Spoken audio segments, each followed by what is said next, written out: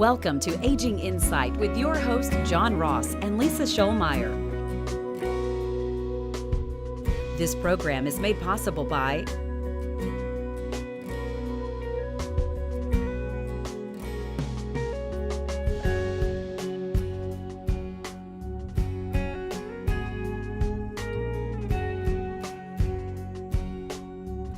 Welcome to another edition of Aging Insight. I'm your host, John Ross, here with my co-host, Lisa Schollmeyer, and we are the best place in the Arklatex to find information if your ultimate goal as you get older is to avoid nursing home care, stay away from being a burden on your friends and family, and protect those very precious resources that you've accumulated over your lifetime. We know, having done this for years, we know as elder law attorneys that you can accomplish these goals. However, we also know that it's very easy to mess it up along the way strictly because you don't know, just because you don't have the information.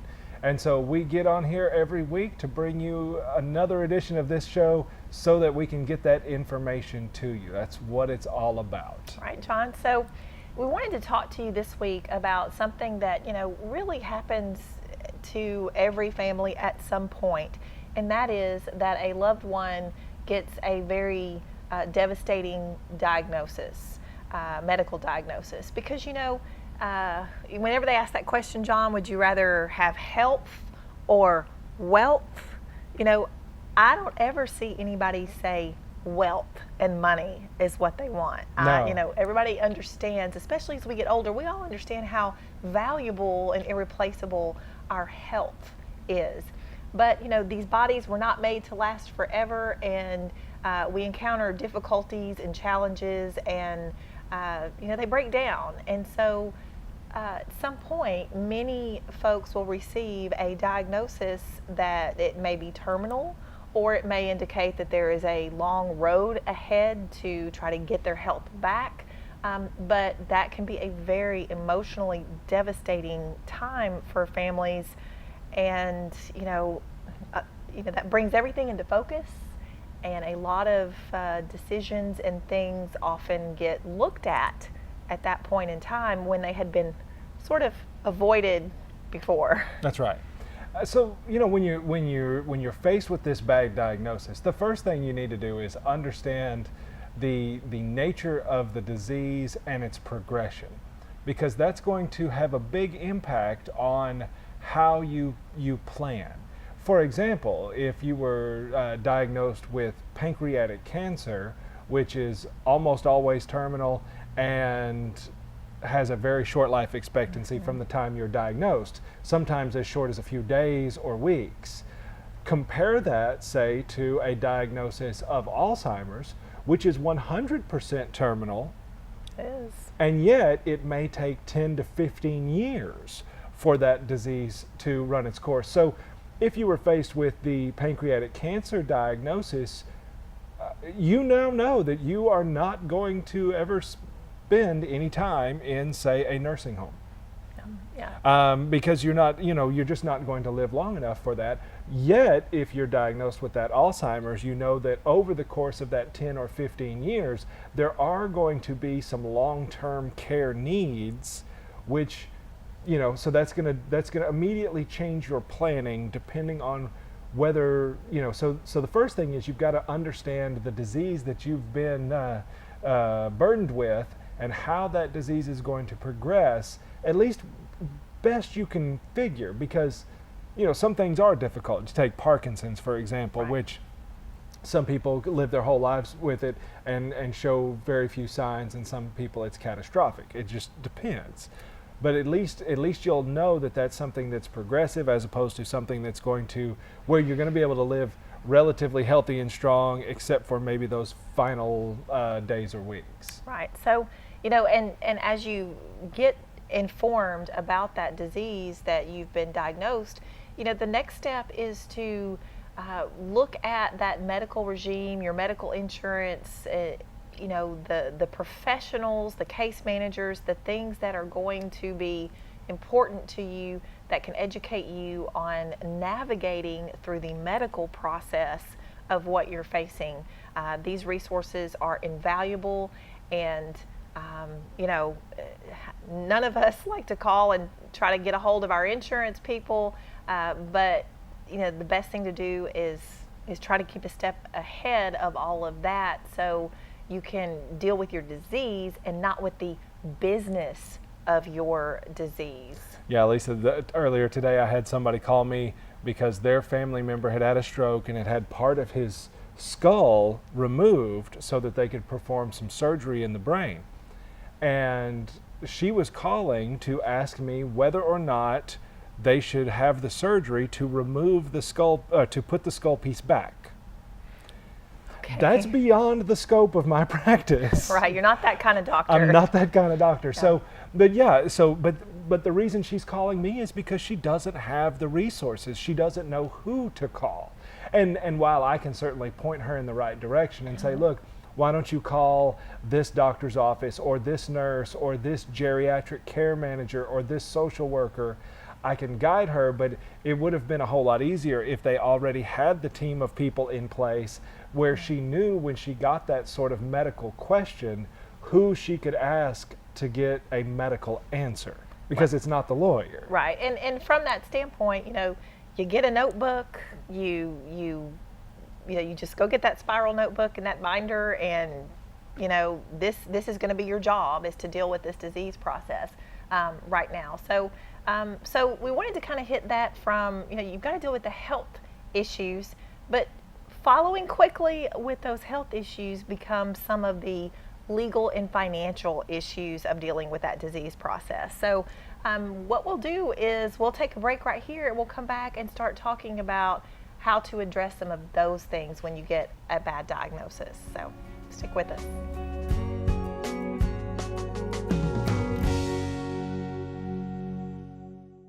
I'm so glad we found the Wadley Senior Clinic. Their team specializes in caring for older adults, and their doctors listen and work with me to keep me healthy and independent. With monthly educational programs, x-ray and lab, and state-of-the-art exam rooms, I get expert care and understanding about what I'm going through. Best yet, they're easy to get to right off the interstate at Jefferson. See what Wadley Senior Clinic could do for you. Wadley Senior Clinic, where healthy relationships begin.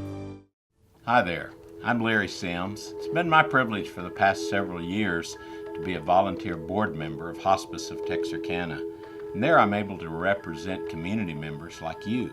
We continually customize our end-of-life care to better meet the needs of our community. As an example, our medical director and nurse practitioner still make visits to homes and facilities. Call today to learn more about the help we can give your family. Hospice of Texarkana, the nonprofit hospice established in 1985 for the community, by the community.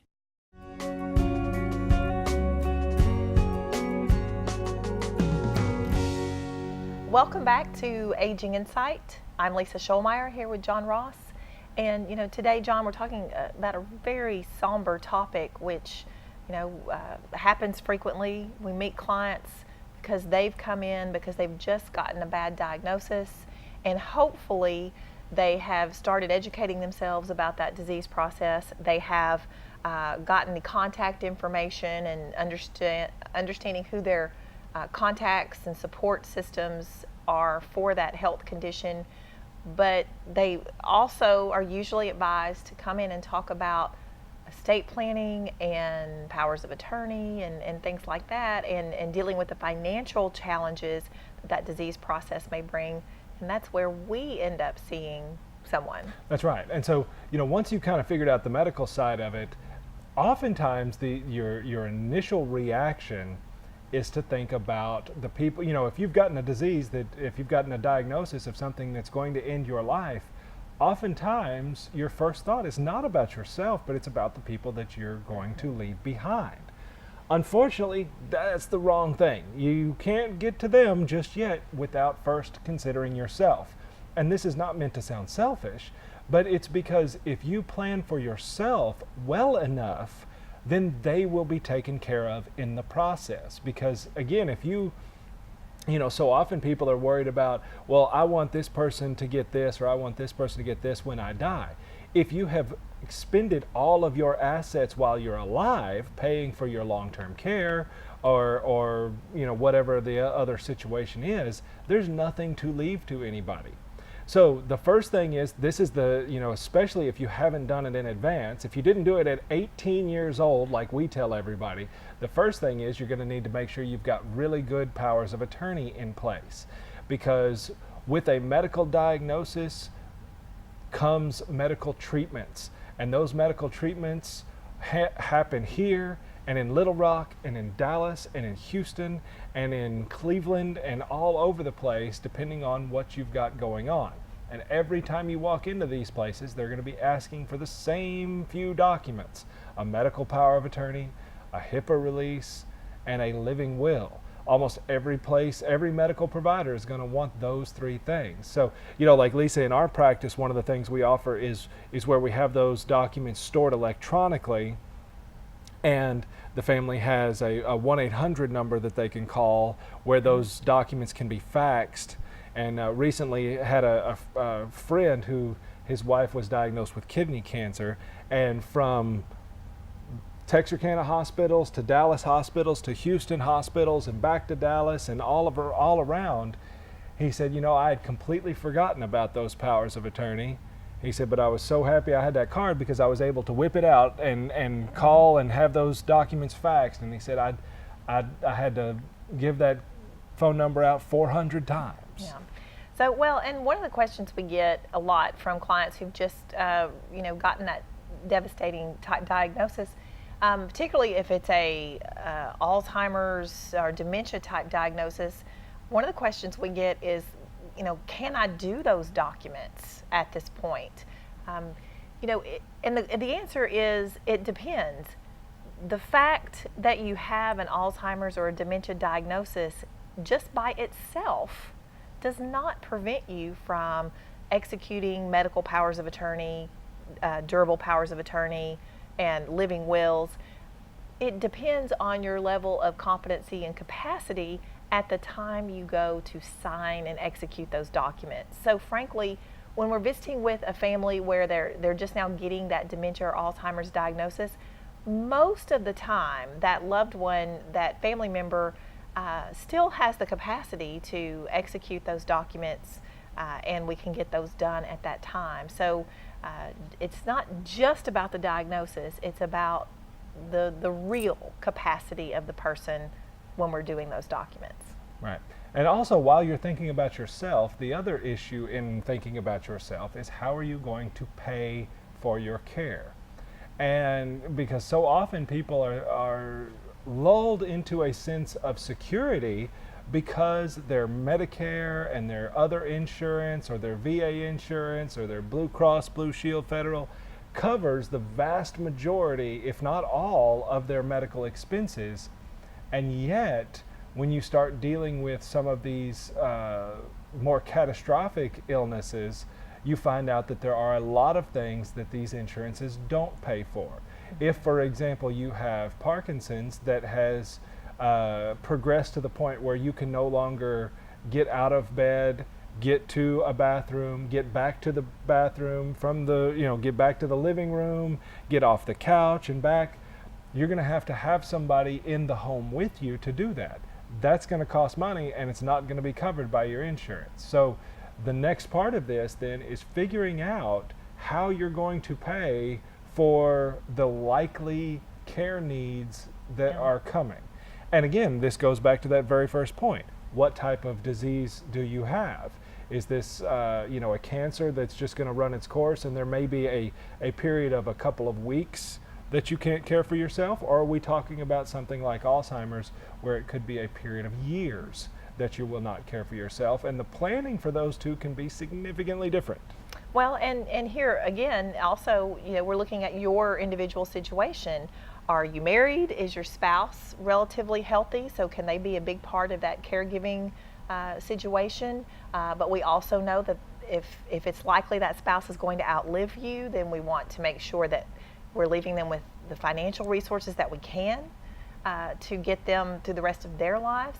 If you're a single person, you need to look at what resources are out there, if if you're going to be down with treatments for a period of time, or where you're going to get your supports.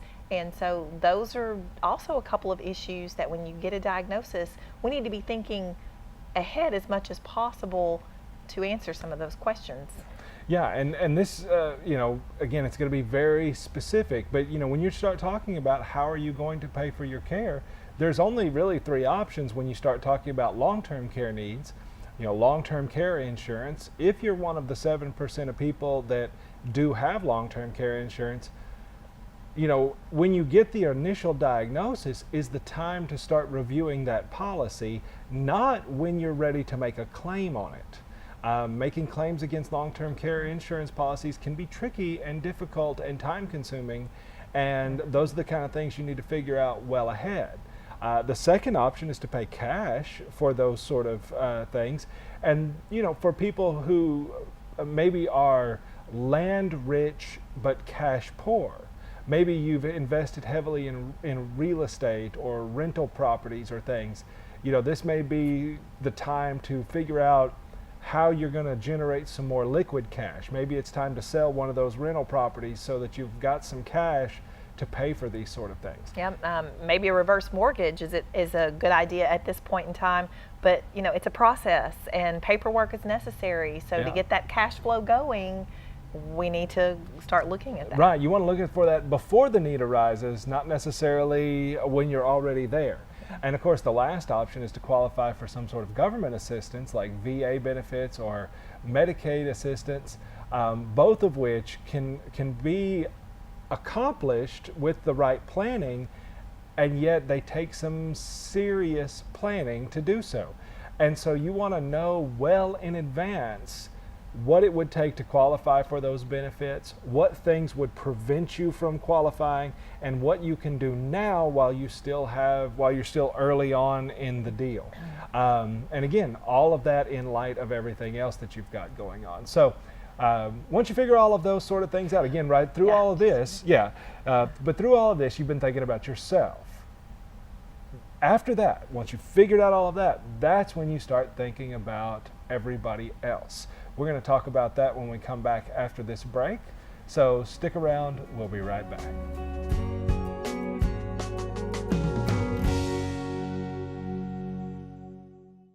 The Wadley Senior Clinic has been such a blessing for our family. Because they specialize in geriatric care, they take the time to really focus on Dad's needs. Their exam rooms are specially designed for seniors, and they offer lab and x-ray on site. With monthly educational programs on health and wellness of the mind and body, our healthcare questions get answered. Best of all, they accept Dad's Medicare benefits. See what the Wadley Senior Clinic can do for you. Wadley Senior Clinic, where healthy relationships begin. Hi there, I'm Larry Sims. It's been my privilege for the past several years to be a volunteer board member of Hospice of Texarkana, and there I'm able to represent community members like you.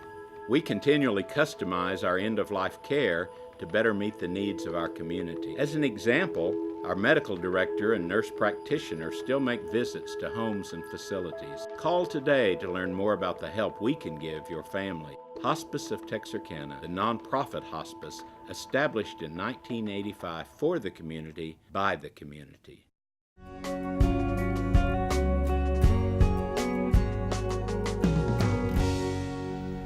Welcome back to Aging Insight, everybody. I'm John Ross, here with Lisa Scholmeyer, and today we're talking about what do you need to do when you get a bad diagnosis. And we started out by talking about making sure that you've got it from a medical standpoint, that you understand the disease and you've built your team around you of medical and financial and legal professionals that can help guide you so that you know who to call.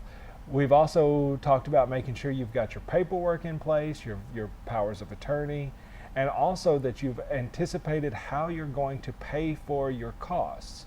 Your long-term care insurance policies, your paying cash options, and your access to government assistance programs like VA or Medicaid, but figuring those things out. But after all of that, we finally get down to also thinking about the people that you're going to leave behind. And as I mentioned earlier, this is often the first thing people think about. Sure. And Yes. that's natural. Yes. But it really should be the last thing you think about, but it's still an important factor. You know, it's unusual, for example, Lisa, when, you know, if normally if we have a husband and wife that are coming in to do some planning, we can do lots of things, but there's one factor that we do not know, and that is who will outlive the other. Right. Yeah. Unfortunately, in the context of having a bad diagnosis, oftentimes we now do know. Now, let me put a caveat on that. If you come in and you say, hey, I have, I used the example of pancreatic cancer earlier, and my wife is perfectly healthy and everything, yeah, I think we can be relatively safe in saying that the person with the pancreatic cancer is going to die first. On the other hand, if you come in and you say, I have Alzheimer's and it's a long-term, it's a terminal disease, but my wife is perfectly healthy, so I'm going to die first. No. The life expectancy of a person with Alzheimer's is 10 to 15 years. The life expectancy of their spouse is only 3 to 5. It's so hard being a caregiver, Right. you know.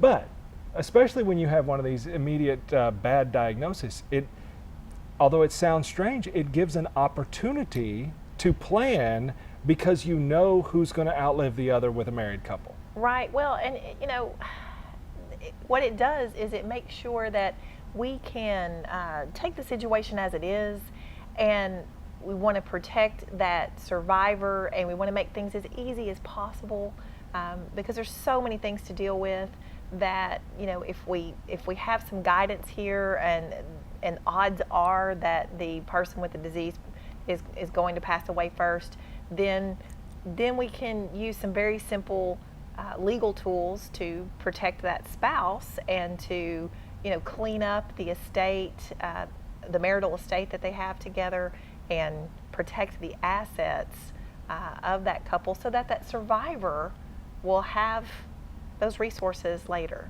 You know, so if you think about, since 1995, one spouse has been able to create something called a special needs trust for their surviving spouse. And special needs trusts don't count towards a person's eligibility for something like Medicaid. So a spouse can build it in so that it says that when they die, they leave everything to their surviving spouse, but inside one of these trusts where it won't count for something like Medicaid, leaving them eligible for government assistance and yet still having extra resources to provide a quality of life. Now, if you're talking about a normal married couple, and one of them is, they each say that when they die, they're going to leave everything to each other, but with these protections.